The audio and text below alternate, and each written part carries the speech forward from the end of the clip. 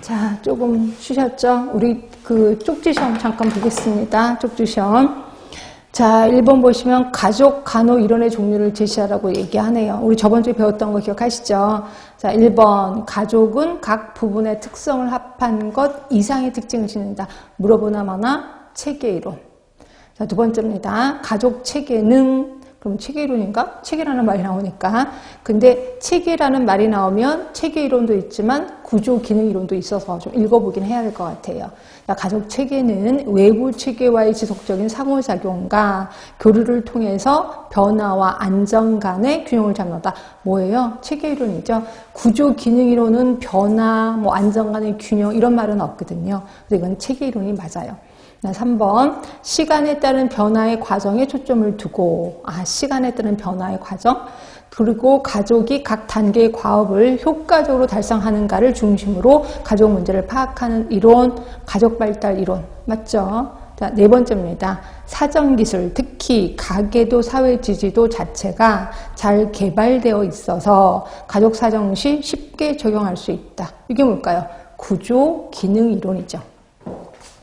자, 5번째입니다. 의사소통 과정, 역할, 의사결정, 문제 해결과 사회화 양상을 포함한 내적, 있었는데, 내적 가족 역동. 그래서 너무 환경을 무시한다라고 했었던 거. 네, 이거 상징적 상호작용 이론이죠. 그 다음에 6번입니다. 짧은 시간의 사정이 요구되는 가족이나 많은 가족을 관리해야 되는 보건간호사에게 유용한 접근법. 그래서 제가 그랬죠. 큰 아이가 몇 살이에요? 이것만 물어보면 된다라고 했었던 거. 기억하시죠? 발달 이론. 예, 가족 발달 이론을 얘기하는 거죠. 자, 7번째입니다. 가족의 역할 갈등, 위치, 의사소통, 스트레스에 대한 반응, 의사결정, 사회화 같은 가족 내의 내적인 과정에 초점을 두는 거. 물어보나 뭐나 상징적 상호작용 이론을 얘기하는 거죠. 자, 8번입니다. 상호작용의 과정보다는 구조 자체와 상호작용의 결과에 더 중점을 두는 거. 구조 기능 이론을 얘기하는 거죠. 구조 기능 이론. 자, 이게 딱 보면서 금방 아셔야 되는데 공부를 하셨다면. 자, 두 번째. 자, 위기 단계 모두 5단계 기억하시죠? 맨 처음이 충격 단계. 그리고 이나 단계. 그러니까 그 충격 단계는 이나 감정을 느낀다 그랬고요. 그 다음 단계가 현실화 단계 있었고, 세 번째가 방어적 후퇴 단계, 그 다음에 이제 승인 단계, 마지막이 이제 그 적응 단계라고 했고요. 자, 충격 단계에서는 아까 말한 이나 감정이 있다. 그래서 오히려 더 차분하다라고 표현을 했었고, 현실화 단계는 드디어 이 사건이 나한테 일어난 거야 라는 걸 깨닫게 되는 거죠. 이러다 보니까 불안이 다시 극도로 올라가게 되는 거고, 이때 대부분 의료기관의 도움을 받게 된다라고도 얘기를 했을 거예요. 자, 방어적 후퇴 단계는 조금 전에 배웠던 방어 기제를 많이 사용하는 거죠. 이것도 건설적인 것보다는 조금 부정적인 방어 기제를 많이 사용하는 거죠. 그래서 분노라든지 또는 뭐 남 탓을 한다든지 이런 방어 기제를 많이 사용하게 되는 거죠. 그다음에 이제 승인 단계에서는 그래, 이런 게 모두 다 나한테 일어난 일이고 객관적으로 내가 처리해야 돼라는 걸 승인하는 단계죠. 이때 이걸 내가 객관적으로 처리할 수 없어. 그러면 자살을 할 수도 있는 단계가 이 단계라고 표현했고, 그다음에 적응과 변화의 단계는 드디어 재조직, 안정의 시기로 들어드는 시기가 적응과 변화의 단계라고 표현했을 거예요. 그래서 위기의 단계는 크게 5단계, 각 단계의 특징을 제시를 해주시면 될 것 같고요. 그 다음에 세 번째, 자, WHO가 제시한 가족생활 주기. WHO 하면 모두 6단계였었습니다.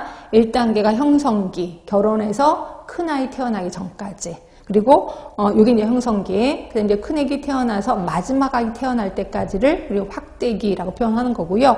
그 다음에 이제 마지막 아이 출산해서 큰아이가 집 떠날 때까지. 요거를 우리 완전 확대기, 이때가 가장 가족 수가 많을 때를 얘기하는 거고, 그 다음에 이제 첫 아이 집 떠나서 마지막 아이 집 떠날 때가 이제 수축기, 그 다음에 마지막 아이 집 떠나서 부부 중에 한 명이 돌아가실 때까지가 이제 완전 수축기, 그 다음에 한 분이 계셔서 그분마저도 돌아가시는 거를 우리 해체기라고 표현하는 거죠. 모두 6단계를 제시하고 있습니다.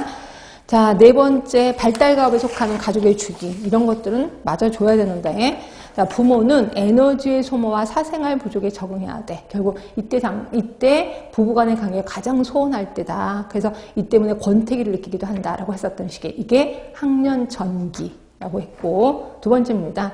자녀들의 성 문제에 대처해야 된다. 그래서 뜬금없이 아들이 엄마 내 자식이야 하면서 자기 자식을 데리고 들어오는 경우도 있다라고 했습니다. 이게 청소년기. 자, 세 번째입니다.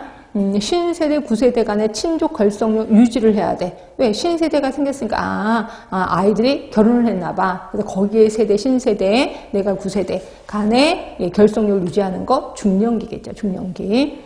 자, 네 번째입니다. 주요 관심은 산모 교육, 육아, 그리고 예방접종, 가족계. 느낌이 어때요? 예, 양육기를 얘기하는 거죠. 양육기. 자, 5번입니다. 자녀 출가에 따른 부모의 역할에 적응해야 돼. 자녀가 출가를 하네요. 진수기 있죠? 진수기. 자, 6번째. 배우자의 죽음에 적응해야 돼. 이게 이제 노년기. 그 다음에 7번째. 가족 구성원의 신체 건강 상태가 가장 양호한 상태. 이게 이제 학령기라고 보시면 돼. 학령기 때 가족 구성원 전체가 다 건강하다. 이렇게 보시면 될 것 같고요.